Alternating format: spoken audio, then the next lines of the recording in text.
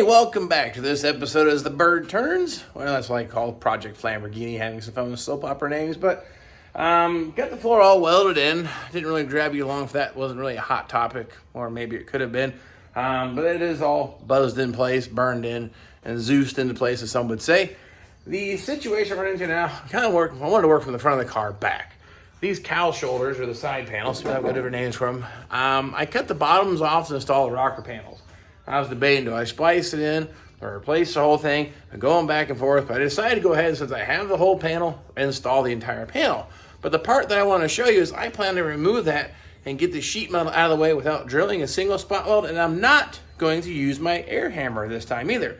There's another technique that I use a lot, I call the sardine can. You will probably may have seen that in some other older videos, or maybe you didn't. You might want to check this out. A different way to remove spot welds or remove panels or break them down without having to grind, or drill, or use an air hammer. So you don't want to miss this, so check this out. So the part in question is here, this piece right here. The reason I decided maybe go ahead and replace the whole thing is the amount of rust right here. It's probably only on the surface, probably only on the top side, but it's rusting from the inside out. Well, no more reason to make it go. And here's a sample of that color. Kind of a neat color. That's the original paint. It even got runs in it from the factory. Look at that. So they mean they weren't perfect after all? Anyway, so what we're going to do, though, I'm going to remove this the rest of the way. Now, underneath all this sludge, there's an occasional spot weld. Good luck finding those, right? You're going to spend too much time trying to find, locate, and then drill those out. So I'm going to show you a way to get this apart a whole lot more effectively and quicker. The reason we cut it apart was I cut the bottom section out so I gain access to get in here and do all this stuff you see inside. And I debated replacing just the bottom section, but like I said, if this rust is not from the top side down, more from the inside out, I'll be shooting myself in the foot. Now, this piece never gets seen again once the car is assembled, but I still think it's worth the attention and the time while we got it. And I said, I already have this panel. So what we're going to talk about is how we plan to remove these spot welds. Even this here, if you look straight down, trying to get the drill, if I can get this camera oriented right, you really can't get a straight shot with the drill. Now, if the door was off, probably not so bad, but I don't want to mess with my doors. That's my alignment jig, or making sure everything's staying in place. I really don't want to disturb these until I'm ready to remove the doors and patch down there. But I'm going to go ahead and do this and show you how this is done. So let's just say it wasn't accessible with the drill. How else can you do it? You see me take the air hammer and pop those apart. They normally pop apart pretty easy because these plug welds or the spot welds to the factory are, so-so. That's what's going to help us out in the technique that I'm going to show you here today.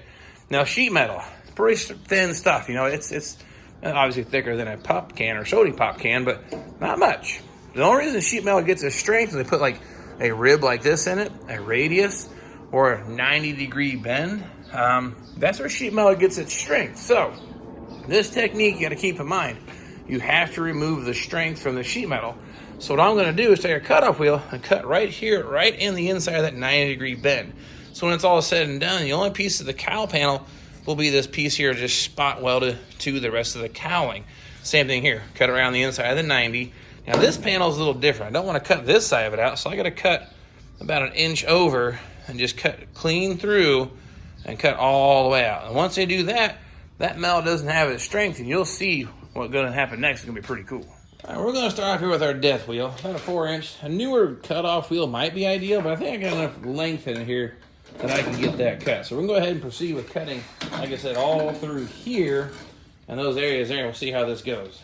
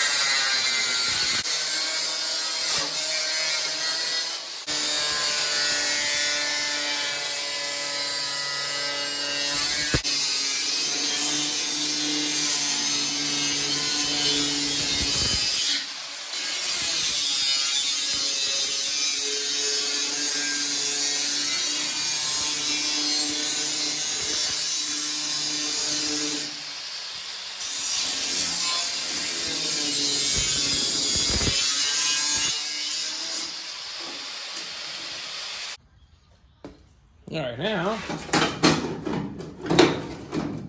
quite get 100% into this corner here. Oh, make a little more room.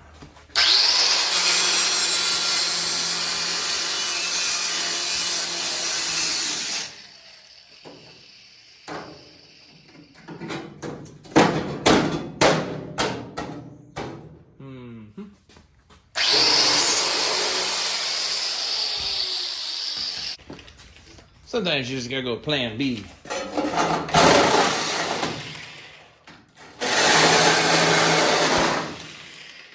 And voila, that is removed. That's the easy way to pull that off.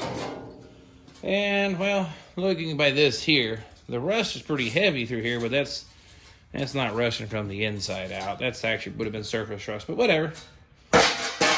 Check this out here. Now the trick is, these are really nice pair. They were snap-on side cuts, so probably a good pair is probably the best way to go. What I'm going to do though is literally get a hold of that layer, get this corner to snap out. Okay, now you can see what I've done here. Got a little bit of a curly Q or sardine can looking effect, right? Watch this. Kind of wind this thing up. There's a spot weld there. Get a little twist.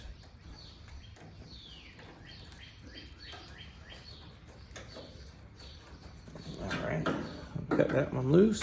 Then you still got to come back and grind off what's left of the spot welds, but sure is a whole lot easier than trying to find them all.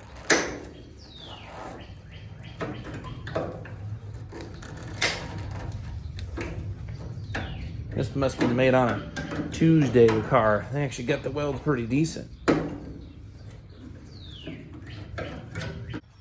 Well, that's being a little bit more stubborn than normal. Sometimes you'll find they skipped a few spot welds. So I'm going to pop down here and make me a new starting point. Now,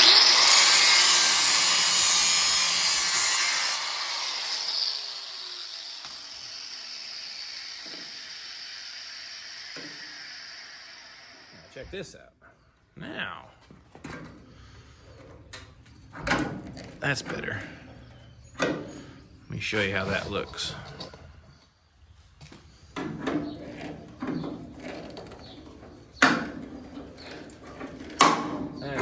More like it.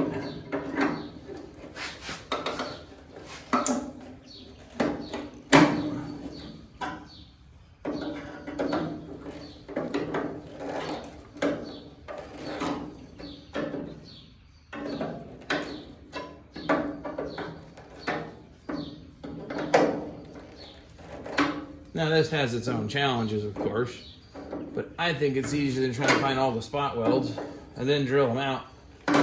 Fighting those forever.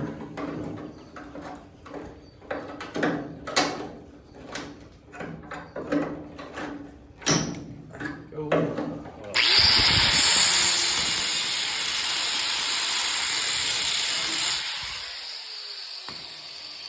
Now you take your pair of side cuts like this, and just start peeling that thing back like a sardine can. That's all you gotta do.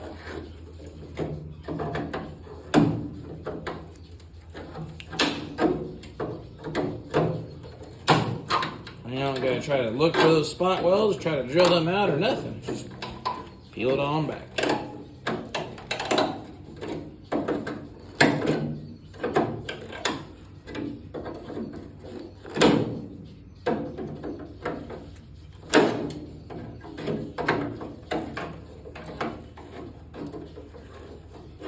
There you go.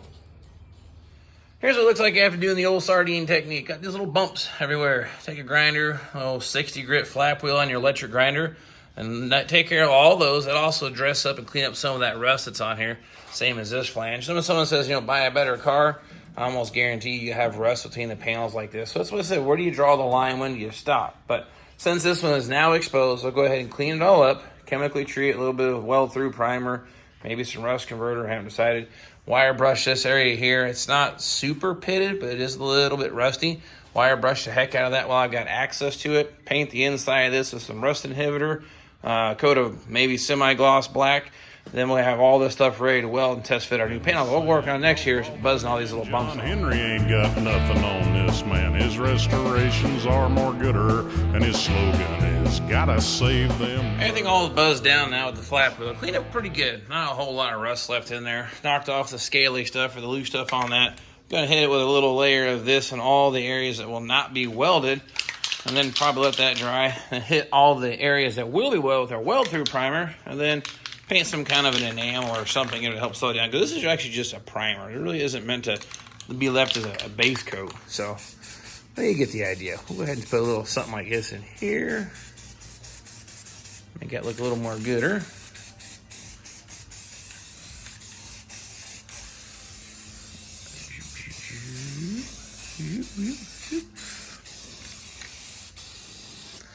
All right, I'll let that dry for a bit. And then we'll come back with our weld through primer and black paint. Next round.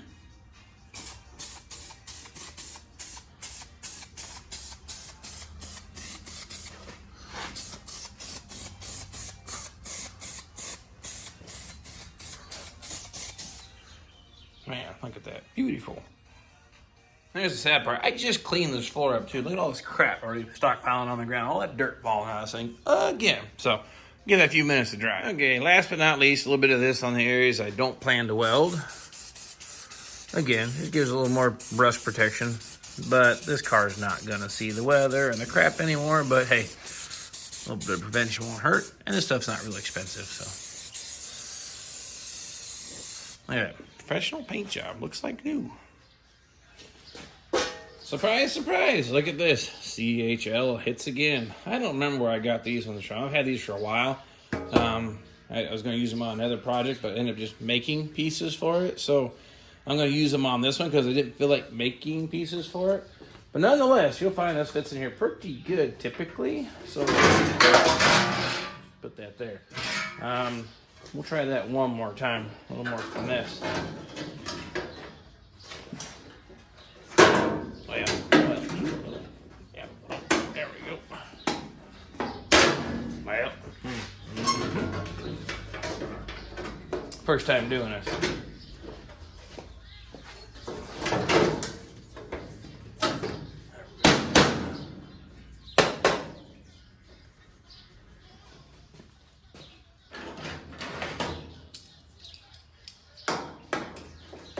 There we go. That looks better.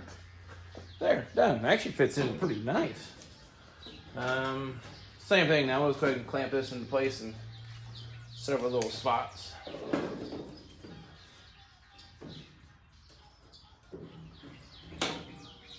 Cool. And then that just look a whole lot better.